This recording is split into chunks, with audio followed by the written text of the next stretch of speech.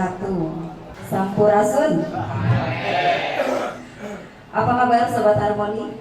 Mudah-mudahan dimanapun Sobat Harmoni berada selalu dalam keadaan sehat selalu, tetap semangat, tetap tersenyum dan selalu mampu menebar kebaikan dimanapun kita semua berada. Amin ya rabbal alamin. Sobat Harmoni, kali ini Forum Puri Cipageran Indah 1 Smart Garden, Smart Library Garden bekerja sama dengan TV Harmoni, berkolaborasi dengan Universitas Pasundan Bandung menghadirkan dialog kebangsaan. Yang hari ini kita sudah menghadirkan para doktor, dosen pasca sarjana Universitas Pasundan yang mahir dan ahli di bidang literasi masing-masing. Tentu saja mereka akan sharing, berbagi ilmu dengan kita semua mengenai apa itu literasi dan bagaimana benang merahnya dengan dialog kebangsaan. Kita langsung sapa saja mereka yang sudah hadir di Studio Harmoni Smart Garden siang hari ini. Ada Dr. Eki Baihaki MSI, beliau adalah Ketua Forum Puri Cipageran Indah 1 dan juga dosen pasca sarjana Unpas. Selamat siang Pak. Selamat siang, salam sehat. Sehat. Apa kabar Pak nih? Sehat pasti ya? Alhamdulillah, harus semangat. Beliau akan mengupas sedikit mengenai literasi kebangsaan. Lalu selanjutnya ada Dr. Heri Erlangga SOS MPD, salah satu dosen pasca sarjana Unpas juga. Apa kabar nih Pak? Alhamdulillah, semuanya salam semangat untuk pagi sore hari ini ya. Siang hari ini sore apa ya? Tetap pagi supaya semangat. Terima kasih sudah hadir di Studio Harmoni Smart Garden Pak. Lalu ada Profesor Pius Suratman Kartasasmita, DRS MS PNJD. Tolong jangan diprotes Pak. Kalau dulu saya manggil Prof dimarahin sedikit. Sekarang harus halal Pak, udah boleh dipanggil Prof nih kan. Apa kabar nih Prof? Sehat, terima kasih luar biasa.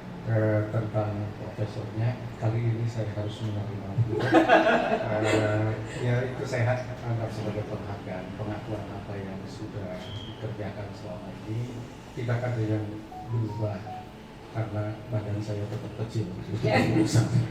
Baik, selamat siang para pemirsa. Iya. Seperti yang kita tahu, usia kemerdekaan Indonesia menginjak di usia ke-78 Agustus tahun ini.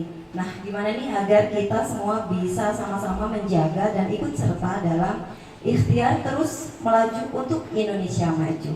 Kita nggak usah lama-lama lah ya, langsung ke Dr. Eki di ujung sana. Gimana nih Dok, penjelasan sederhana mengenai literasi kebangsaan bagi masyarakat yang mudah dipahami itu apa sih Dok, literasi kebangsaan? Silakan. Literasi kebangsaan adalah pemahaman, pengetahuan, dan penghayatan kita terhadap bangsa dan negara.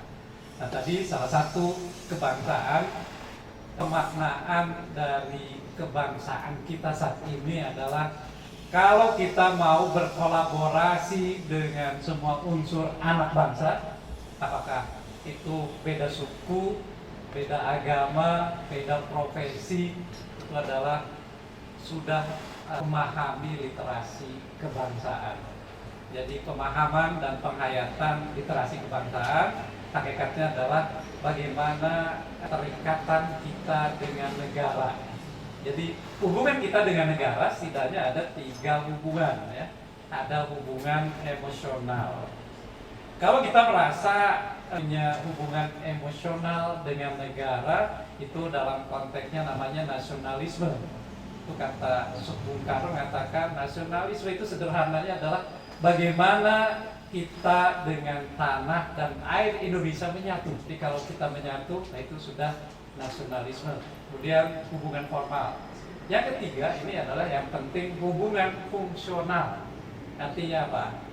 Kita sebagai warga negara harus berfungsi, berkontribusi terhadap bangsa dan negara. Salah satu konteks yang saat ini yang saya ingin sampaikan bahwa kita bela negara itu kalau kita mau bersatu, kemudian mau berkolaborasi dan mau berinovasi dengan seluruh anak bangsa. Oh dalam filosofi Sunda ini ya ada sarede, saigel, sabobot, sapihania. Unsur bangsa yang banyak ini kalau dipadukan itu akan menghasilkan sinergi yang luar biasa. Contoh kecil, ini Smart Library Garden. Ini skupnya adalah kecil ya, hanya satu komplek. Tapi ketika unsur pentahelik berkolaborasi di sini, terima kasih, ini Universitas Pasundan, ini tempat alma mater saya. Sekarang teman-teman dari pasca sarjananya ini yang hadir, kemudian dari Universitas Parahyangan. Terima kasih, ini TV Harmoni mau berkolaborasi. Dengan kolaborasi ini banyak hal positif yang bisa dilakukan. Singkatnya atau sederhananya tentang literasi kebangsaan. Nah, sekarang kita ke Profesor Pius nih. Tanggapannya tentang ini, lalu relevansinya dengan pembauran kebangsaan itu sendiri gimana Pak?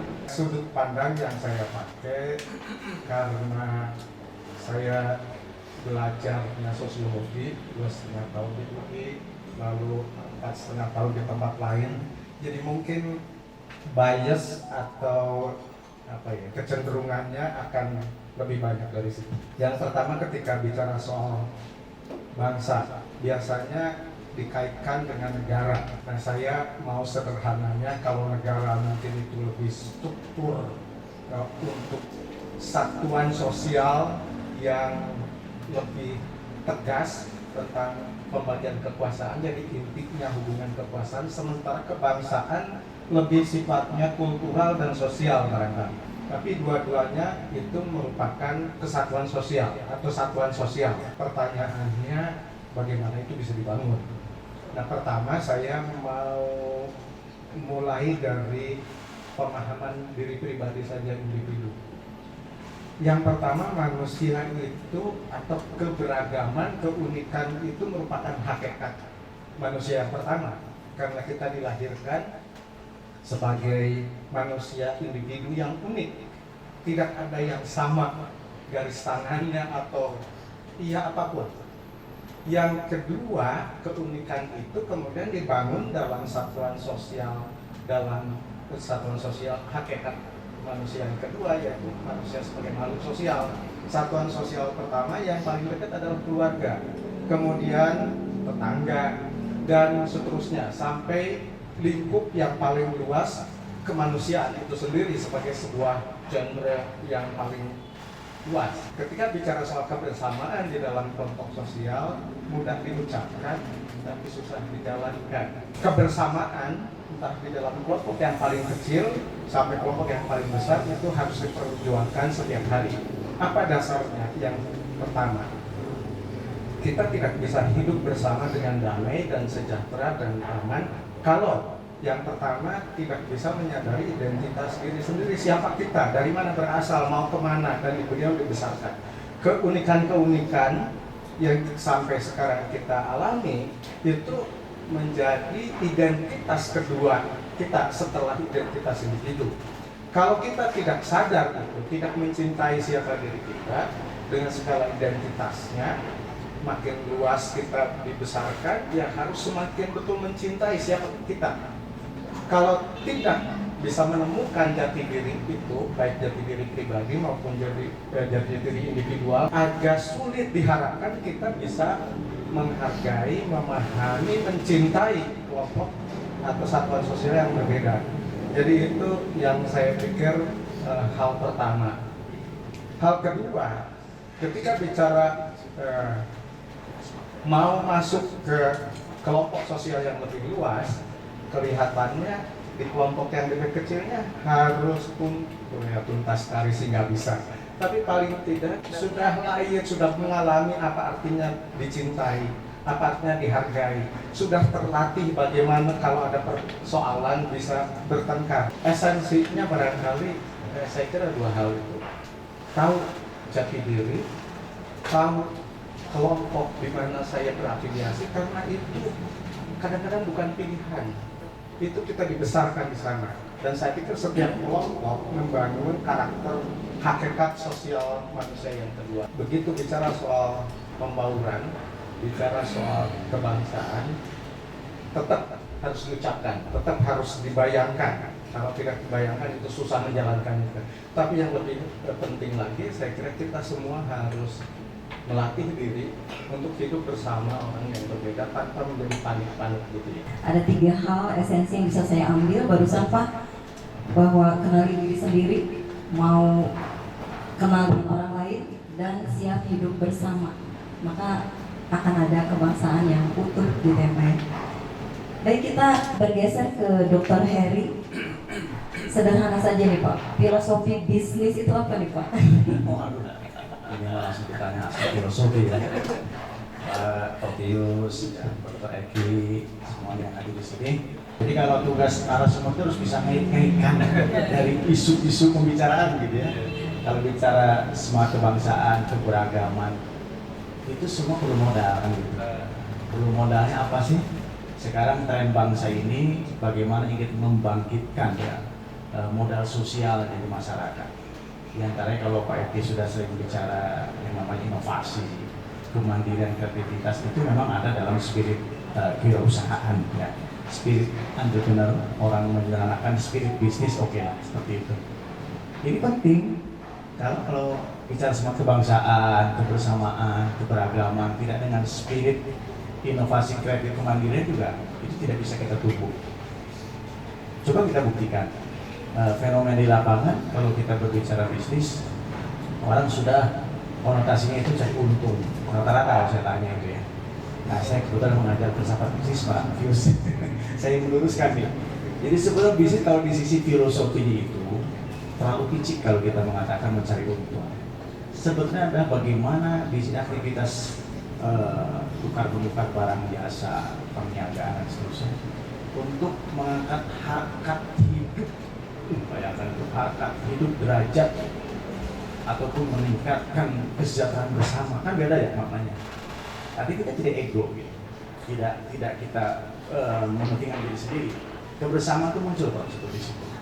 Jadi kebersamaan semangat kebangsaan itu muncul bagi kalau memahami aspek filosofi seperti itu. Nah sekarang eranya memang kita tidak bisa lepas dalam konteks bisnis hari ini, orang mengkaitkan dengan kecerdasan literasi. Literasi digital memang hari ini tidak bisa lepas dari itu bisnis. Semua bicara dengan literasi digital. Tete, adik-adik, kakak-kakak sekarang semua tinggal googling saja kan, persoalan kaitan dengan minat produk apapun gitu. Tinggal kita searching aja, googling saja, itu keluar semua. Dan itu sudah memang masuk dalam wilayah bisnis sampai ke UMKM. Nah, PSA memang spirit bisnis itu penting untuk ditumbuhkan. Bangsa kita ini punya potensi yang luar biasa. Dan kalau dikelola dengan baik dan ikut juga diberdayakan para usaha kecil menengah yang dari catatan rencana pembangunan jangka menengah itu di 2020-2024 itu hanya masih 82,2% yang belum memiliki kemampuan bersaing. Bersaing dalam banyak hal. Nah ini marilah kita dalam konteks bicara literasi bisnis ini dengan semangat kebangsaan, bangsa kita harus tumbuh dengan keberagaman itu kita berkolaborasi. Karena hari ini kita tidak bisa lagi mengatakan bahwa ini orang yang berhak berdagang di Taman Semarang ini orang mana Pak Eki? Pasti kan baurannya juga cukup lumayan dari berbagai suku. Kota Bandung aja UMKM nggak bisa lagi mengklaim ini mah kaplingnya orang Sunda misalnya, tidak bisa lagi berbaur di situ. Orang Padang, orang Batak semua berbaur. Ini artinya bahwa kembali kita berangkat pada semangat spirit entrepreneur ini dengan konteksnya kalau kita ingin mengejar literasi bisnis harus paham dari pemahaman teknopreneurshipnya. Jadi seorang berwirausaha, seorang bisnis sebagai sumber modal kebangkitan bangsa, ya, dan kita memahami di situ terjadi pembauran, ya, keberagaman, mari bersaing secara sehat dalam menggunakan teknologi tentunya yang sebagai modal untuk kita bangkit. Nah sekarang tentu yang kita ingin juga berikan edukasi kepada pelaku-pelaku usaha kecil menengah ini, mereka memang masih banyak tertinggal dalam memahami literasi bisnis ini. Beberapa objek pembinaan kami, misalkan di proyek bisnis itu, mereka rata-rata memang dalam memanfaatkan literasi bisnis dengan literasi digital itu masih sangat minim ya. Sehingga perlu ada edukasi, ada pembinaan dan seterusnya. Sederhana saja begini, Ketika kita masuk ke sebuah UMKM, kita lihat mereka menggunakan digital marketing apa saja, marketplace apa saja. Nah, beberapa kasus yang kita coba berikan arahan itu, kita bimbing. Jadi dalam waktu yang tidak lama, misalkan mereka memanfaatkan Instagram, misalkan, kemudian Facebooknya dan lain sebagainya. Dalam waktu yang cepat ketika mereka beri arahan, dari viewernya misalkan dari 5.000, dalam waktu 2 minggu bisa lebih dari 10.000. Itu banyak kasus begitu. Jadi mereka perlu ada pendampingan sebenarnya. Nah, kembali lagi disinilah perlu sebuah literasi bisnis yang memang dipahami oleh masyarakat, terutama para mahasiswa, para pelajar, bahwa ini sudah eranya ke sana. Tidak bisa lagi kita menutup mata, ini persaingan terbuka. Tapi marilah bersaing secara sehat gitu, dengan saling membangun kebersamaan di tengah keberagaman untuk bangsa ini bisa tumbuh dan bangkit. Itu saja Tessa dari saya. Terima kasih. Kita langsung saja ke Bapak Dr. Sutrisno MSI tentang politik nih Pak. Kebanyakan orang-orang tuh alergi Pak sama politik. Banyak yang nggak ingin kenal atau mungkin nggak mau tahu. Padahal sebenarnya politik itu di kehidupan kita sehari-hari banyak banget ya Pak ya.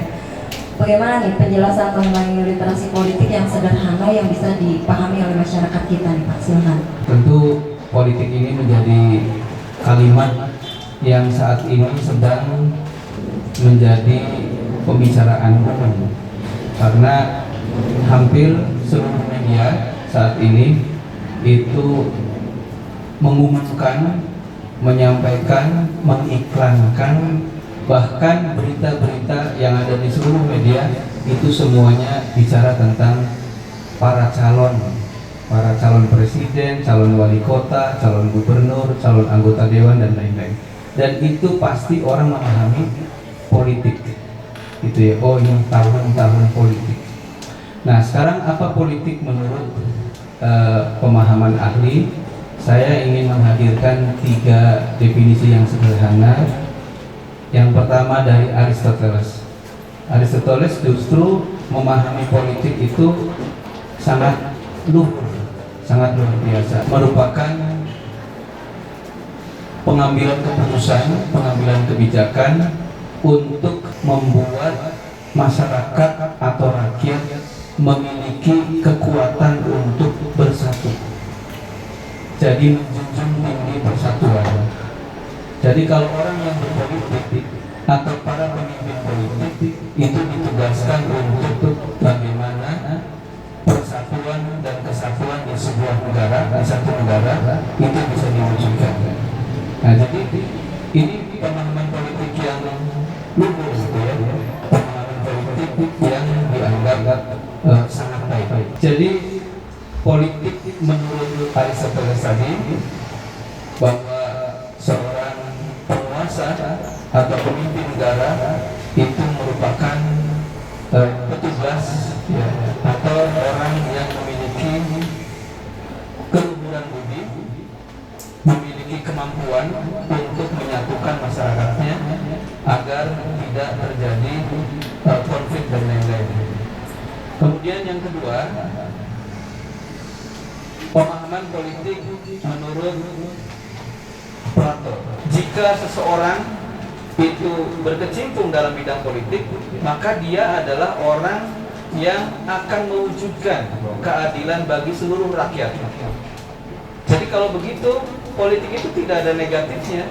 Pertama dari Aristoteles itu bahwa politik merupakan wujud dari kemampuan untuk menyatukan masyarakat, untuk persatuan dan kesatuan. Kemudian Plato itu untuk mencari keadilan atau menjunjung tinggi bagaimana keadilan itu terwujud. Machiavelli itu sebaliknya, bahwa politik itu selalu saja diikuti dengan konflik kepentingan, gitu ya. Kemudian peperangan, kemudian rakusnya terhadap sebuah kekuasaan.